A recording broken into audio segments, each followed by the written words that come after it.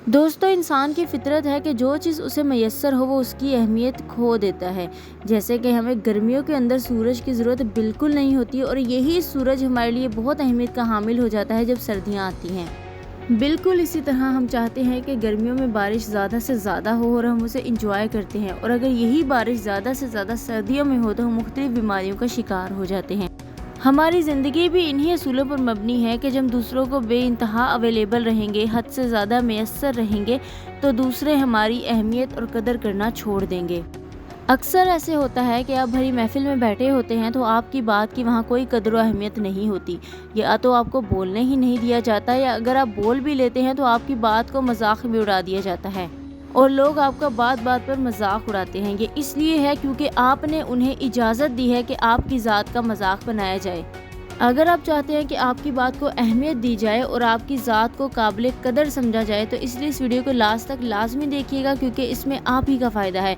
और अगर आप मेरे चैनल पर नए हैं तो चैनल को सब्सक्राइब भी कर लें ताकि आने वाली मज़ीद इन्फॉर्मेटिव वीडियोज़ आप तक आसानी पहुँचती रहें।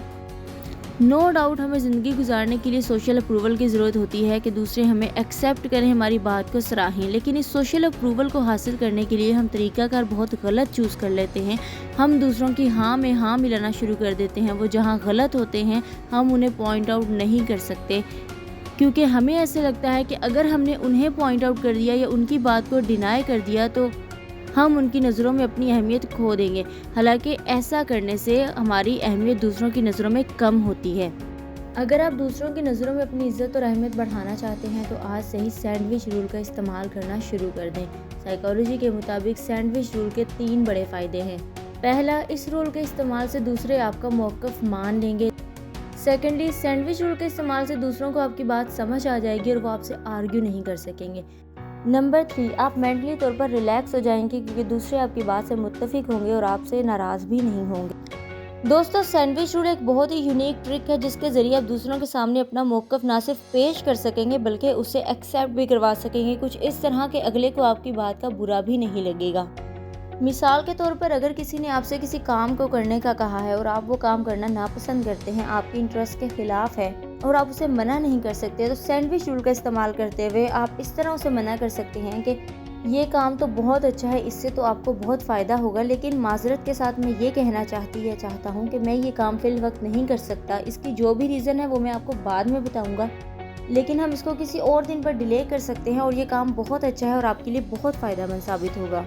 दोस्तों, ऐसा करने से हमने अपना मौक़िफ़ एक्सेप्ट भी इस तरह करवा लेना है कि हमने दूसरे की तारीफ़ शुरू और आखिर में करके उसके काम को शुरू और लास्ट में सराह के अपना मौक़िफ़ दरमियान में देना है। जैसे सैंडविच के दरमियान चिकन होता है, इसी तरह हमने अपना मौक़िफ़ 2 सैंडविच यानी कि 2 तारीफ़ों के दरमियान अपना मौक़िफ़ देना है ताकि अगले को बुरा भी ना लगे। दोस्तों, सैंडविच रूल की यही ट्रिक है कि बात के स्टार्ट और लास्ट में आपने दूसरों की तारीफ़ करनी है, उनके मौक़िफ़ को सराहना है, उनकी बात को एक्सेप्ट करना है, लेकिन दरमियान में आपने अपना मौक़िफ़ पेश कर देना है, क्योंकि हमारा ह्यूमन ब्रेन इस बात पे ट्रेन हो चुका है कि हम सिर्फ लोगों की फ़र्स्ट और लास्ट बात को याद रखते हैं, दरमियान वाली बात के ऊपर इतना गौर नहीं करते। उम्मीद है आपको ये छोटा सा रूल पसंद आया होगा। इसको इस्तेमाल कीजिए और अपनी ज़िंदगी को आसान बनाइए। अगर वीडियो पसंद आई है तो लाइक कर दें। मिलते हैं अगली वीडियो में। अल्लाह हाफिज़।